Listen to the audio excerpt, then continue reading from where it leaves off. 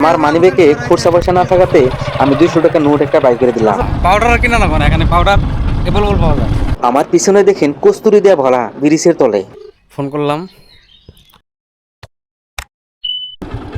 এটা হাক এটা নদীর কন্ডিশন, নদী নাই মিলে কোয়া যায়, একটা কোলের মতো হয়ে গেছে, পানি দিতেছে মাকই খেতে। তো আমি এখন হাঁকো দিয়ে পারমো, দেখতে পারবেন হাঁকোটার কন্ডিশনটা কীরকম ভাঙ্গি গেছে মনে হয়। চলেন, এই যে দেখেন হাঁকুটা ভাঙ্গিয়া গেছে সামনেই, দেখতেই তো পাইলেন। এখানে মানুষের যাতায়াত খুবই অনিশ্চয়তা, কখন কি হয়ে যায়। এখানে মেরামতি খুবই প্রয়োজন। কিছুদিন আগে আমি একটা কথা বলছিলাম যে হাঁকুটা বুড়া মাছের দাঁতের মতো হয়েছে। সত্যিই এই হাঁকুর মধ্যে উঠলে আপনারা বুঝতে পারবেন। কোচবাড়ি ঘাটের এখানে হাঁকু দিছে, সেই হাঁকুটা এটা। আর এখানে অনেক মানুষ দিনে যাতায়াত করে। এই হাঁকুয়ের ভাড়া নেয় একজন মানুষের 10 টাকা। একটা গাড়ি যদি লোকে করে নিয়ে আসুন আরো 10 টাকা বাড়বো, আরেকজন মানুষ যদি হাতে করে নিয়ে আসুন আরো 10 টাকা বাড়বো, টোটাল 30 টাকা ভাড়া নেবো তিনজন।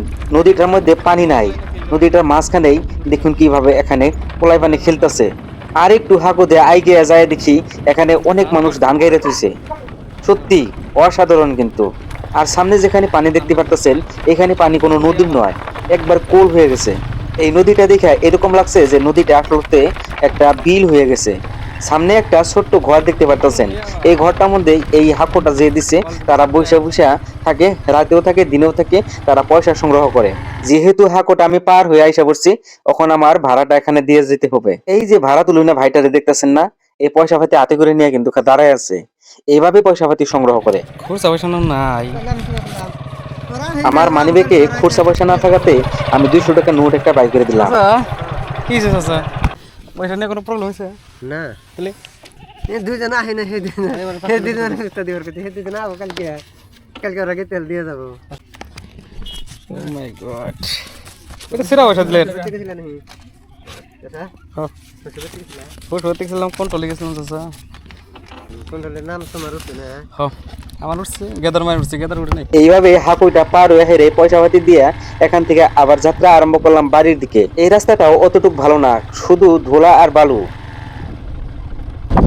একবারে 20 টাকা দেওয়া লাগে, 20 টাকা দিয়ে হেরা তারপরে গাড়ি নিয়ে এখান থেকে যাওয়া লাগে আসা লাগে। আওয়া যাওয়া 40 টাকা হয়। এখানে যে সোন ক্ষেত, কত সুন্দর সোন ক্ষেত দেখছেন, এর ভেতর দিয়ে রাস্তা, রাস্তাগুলো মজার। খালি ধুলা, পাউডার কিনা না কোন এখানে পাউডার এভেলেবল পাওয়া যায়। আসসালামু আলাইকুম। এখন এসে পড়ছি কোচবাড়ি বাজার। এখানে দেখতে পাচ্ছেন কোচবাড়ি বাজারের দৃশ্য। এখানে আজকে বাজার বার না, তবুও অনেক মানুষই কিন্তু দেখতে পাচ্ছি। এখানে অনেক দোকান পকড় খোলা। আর যেহেতু বেলা ভাটি ঘুরা, আমি কিন্তু এখানে থেকেই নিয়ে যাব আমার সেই পোস্ট অফিসের কাগজগুলা।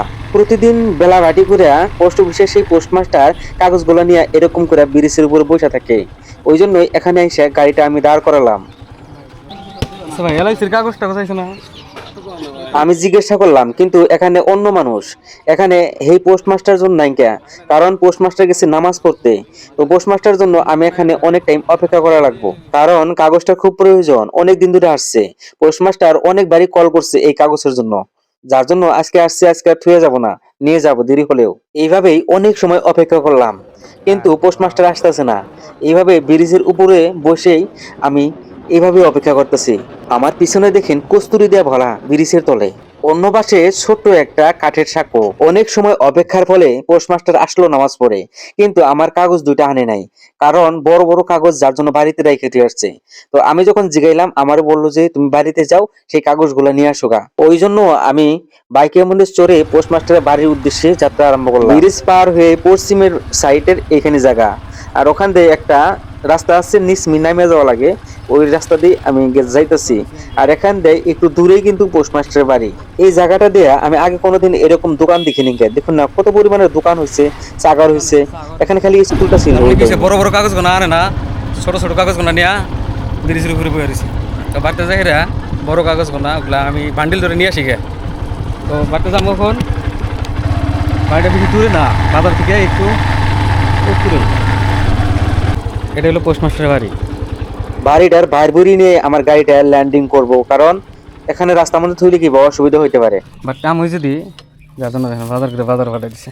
চলুন বাড়িতে যাই। আর আমাকে বলে দিছিল যে বাড়িতে যাই আমাকে একটা কল করবা। ফোন করলাম, ফোনে কথা বাতবো কোনে তুই জানে না না